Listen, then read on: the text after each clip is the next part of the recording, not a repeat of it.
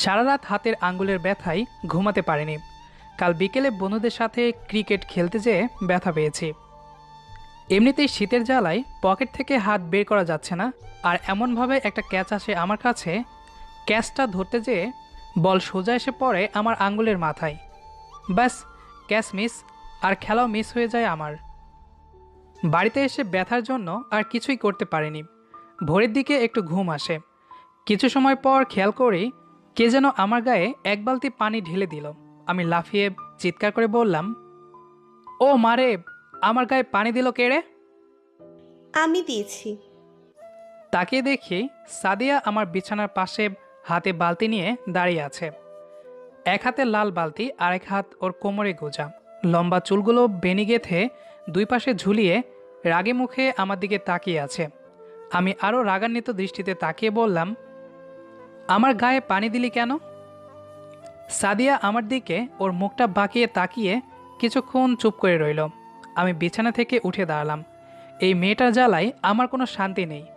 যবে থেকে এসেছে আমাদের বাড়িতে সেদিন থেকেই আমাকে জ্বালিয়ে মারছে। ওকে কতবার বলেছি আমার সামনে এমন বেনি গেঁথে আসবি না। আর ঠিক সে আমার সামনে চুলের দুই পাশে বেনি গেঁথে আসবে, কোমরে ওড়না পেঁচিয়ে আসবে। দেখলে মনে হয় যেন রাগী মহিলা একটা। আমি ওর দিকে চোখ বড় বড় করে তাকালাম। ও বলে, কি রে, এমন চোখ বড় বড় করে আমার দিকে তাকাচ্ছিস কেন? আবার জানতে চাচ্ছিস পানি দিলি কেন? আমার ইচ্ছে হয়েছে দিয়েছি। তাই বলে এই শীতের দিনে পানি দিবি?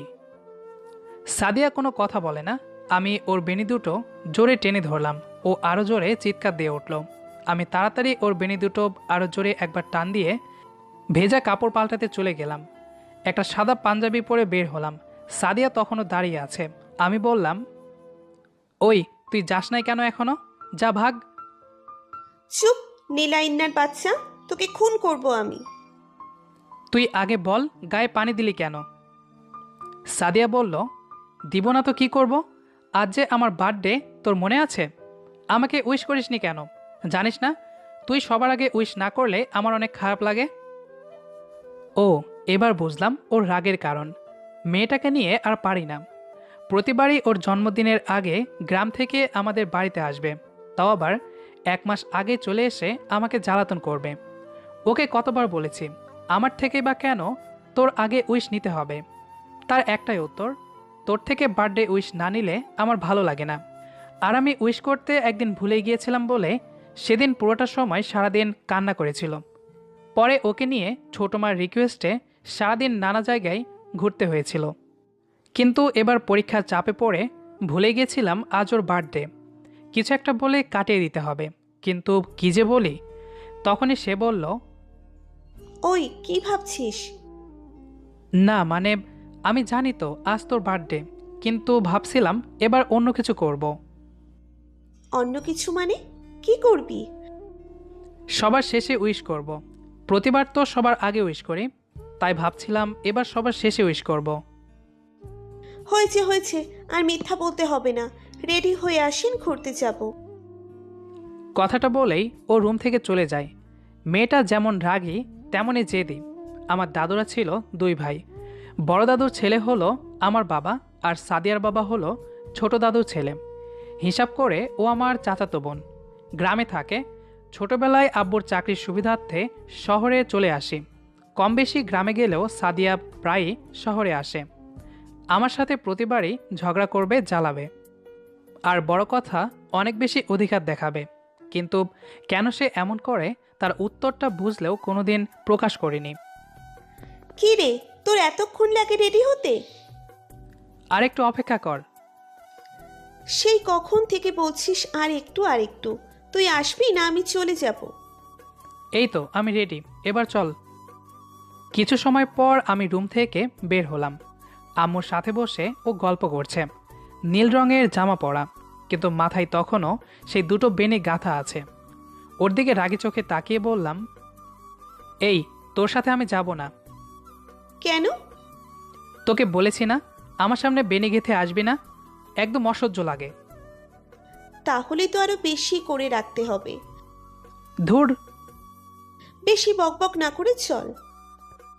সাদিয়া আমাকে প্রায় টানতে টানতে বাড়ি থেকে নিয়ে এলো।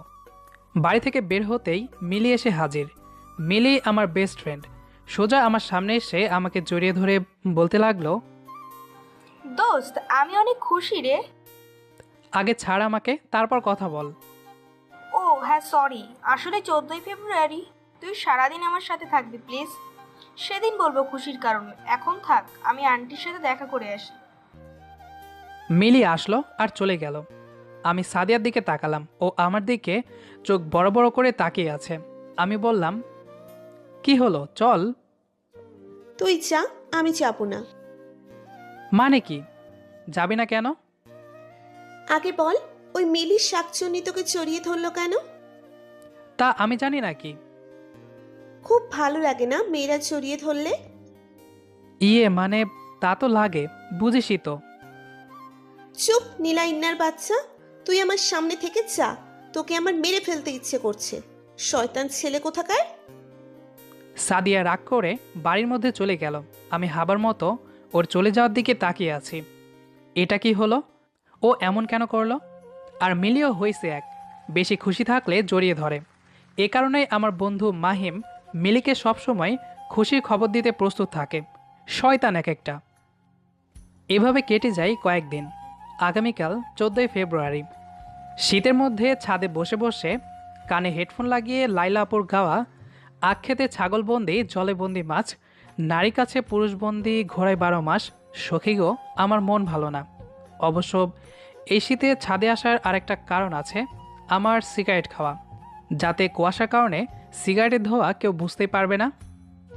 গান শুনছি আর মাথা ঝাঁকাচ্ছি, মাঝে মাঝে সিগারেটের ধোঁয়া আকাশের দিকে মুখ করে ছেড়ে দিচ্ছি। কখন যে সাদিয়া এসে পাশে দাঁড়িয়েছে খেয়ালই করিনি। হুট করেই ও কান থেকে হেডফোন টান দিয়ে খুলে ফেলে। আমি সাথে সাথেই সিগারেট ফেলে দিলাম। আমার দিকে অগ্নিদৃষ্টিতে তাকিয়ে বলল, সিগারেট না তোকে খেতে মানা করেছি? তুই কখন এসেছিস? বড় আমাকে বলছি, দাঁড়া, তুই এখানে বসে সিগারেট খাচ্ছিলি। এই না না, বলিস না, আমরাই তো। এভাবে বাইরে কথা লিক করলে হয়? হুম। মিলির সাথে ওই দিন দেখা হওয়ার পর থেকে সাদিয়া আমার সাথে আর একটা কথাও বলেনি। আমি কথা বলার অনেক চেষ্টা করেছি, কিন্তু ও আমাকে এড়িয়ে চলেছে। কিন্তু কেন করছে এমন সেই জানে। আমি কারণটা জানতে যাব, তখনই সাদিয়া বলে, কাল কত তারিখ? 14 তারিখ। তো? কাল তুই মিলির সাথে যাবি? অবশ্যই। আর জানিস তো, গার্লফ্রেন্ড নেই। 14ই ফেব্রুয়ারিতে বাড়ি থেকে যারা বের হয় সবাই ডাবল হয়ে বের হয়। সেদিন কোনো সিঙ্গেল মেয়ে পাওয়া যায় না রে। তাই বান্ধবীকে নিয়েই ঘুরতে হবে, কি আর করার। তোকে খুন করব আমি, শয়তান ছেলে। কেন? তুই কাল বাড়ি থেকে বের হবি না। যা ভাগ, নিজের গার্লফ্রেন্ড নেই তো কি হয়েছে, অন্যের গার্লফ্রেন্ডকে তো দেখতে পারবো। নীলা ইন্নার বাচ্চা, তোকে ছাদ থেকে ফেলে দিব আমি, শয়তান ছেলে। যদি কাল তুই বাড়ি থেকে বের হয়েছিস, বড় আম্মুকে বলবো তুই ছাদে প্রতিদিন বসে 1 প্যাকেট করে সিগারেট খাস, বন্ধুদের সাথে মেয়েদের টিচ করে বেড়াস। আর কিছু না বলেই ও হনহন করে হেঁটে চলে গেল ছাদ থেকে। আমি বোকার মতো কেবল চোখ বড় বড় করে তাকিয়ে রইলাম ওর চলে যাওয়ার দিকে। কি মেয়ে রে বাবা! একবার ক্লাস 5-এ পড়াকালীন একটা মেয়েকে আমি প্রপোজ করেছিলাম। মেয়েটার নাম ছিল মিম। মিমকে যখন প্রপোজ করতে যেয়ে বলেছিলাম, মিম, তোমার নীল স্কুল ড্রেসে যেন আমার স্বপ্নের পরিমতো লাগে। তুমি যখন স্কুলের মাঠে দড়ি খেলো, আমি শুধু তোমাকে তাকিয়ে তাকিয়ে দেখি। তোমাকে আমার খুব ভালো লাগে। আজ থেকে আমি আর তুমি একসাথে দড়ি খেলবো, থাকবো, ঘুমাবো। মিম তখন হেসে আমার দিকে তাকিয়ে বলেছিল, যাহ বান্দর ছেলে, একসাথে আমরা কোথায় ঘুমাবো, আমার লজ্জা করবে তো। সেদিন বাড়িতে এসে দেখি সাদিয়া ভ্যা ভ্যা করে কান্না করছে, আর ছোট দাদু এক গাদা দড়ি কিনে ওর সামনে ধরে আহ্লাদি গলায় চুপ করাচ্ছে। আর ওর আম্মু ওর জন্য অনেকগুলো নীল স্কুল ড্রেসের সিট কিনে এনে দেখাচ্ছে আর বলছে, আর কাঁদিস না, দেখ তোর জন্য কতগুলো নীল স্কুল ড্রেস কিনে এনেছি। সাদিয়া কাঁদতে কাঁদতে সেদিন বলেছিল, দড়ি এনেছো, কাপড় এনেছো, কিন্তু নিলয়কে তো আনোনি। ও আর আমি একসাথে থাকবো, ঘুরবো, ঘুমাবো। ও কেন মিমকে এসব বলবে? আমি কি দড়ি খেলতে পারি না? আমি কি স্কুল ড্রেস পরে স্কুলে যাই না? তাও ওর সাথে কেন নিলয় মিশবে? সেদিন আমি সেসব কথার কোনো মানেই বুঝতে পারিনি। কেবল ওর কান্না দেখে ওকে আরও কাঁদাতে ইচ্ছে করছিল। তাই ওর বেনিগাথা চুলে টেনে দিয়ে দৌড়ে খেলতে চলে এসেছিলাম। এরপর থেকে খেয়াল করেছিলাম মিম আর কোনোদিনও আমার দিকে তাকাতো না। আমি কথা বলার চেষ্টা করলেও মিম আমাকে দেখে দৌড়ে চলে যেত। এরপর 6-এ উঠে চলে আসি শহরে। আজ 14ই ফেব্রুয়ারি। সাদিয়া আমার রুমে আসলো। আমি ফোনে মিলির সাথে চ্যাট করি। ওকে নাকি মাহিম সেদিন ভালোবাসি বলেছিল, তাই সে খুশি ছিল। আর 14ই ফেব্রুয়ারি মাহিম আর ও আমাকে ট্রিট দেবে বলে দাওয়াত করেছিল। আমি নাকি ওদের প্রেম হওয়াতে সাহায্য করেছিলাম, কিন্তু কবে করেছিলাম তা জানি না।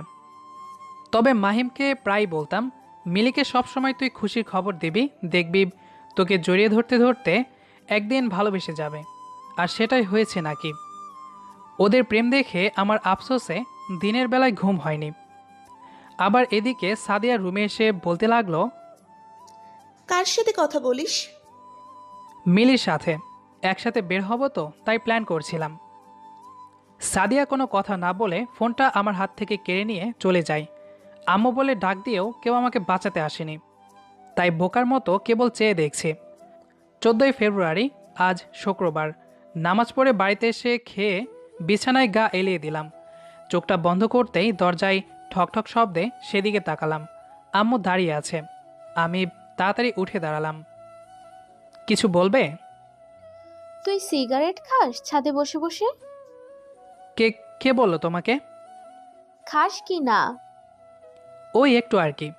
কে বলেছে? সাদিয়া। ওকে তো আজ আমি চুপ, আজ ওকে ঘুরতে নিয়ে যাবি।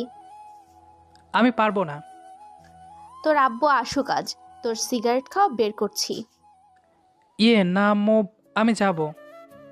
হুম। কিন্তু আম্মু, বেনি গাঁথা মহিলাকে নিয়ে আমি ঘুরতে যাব না। ওকে বলবা বেনি যেন না গাঁথে।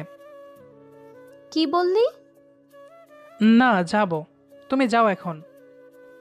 আম্মু চলে গেল। আমি ধপ করে বিছানায় বসে পড়লাম।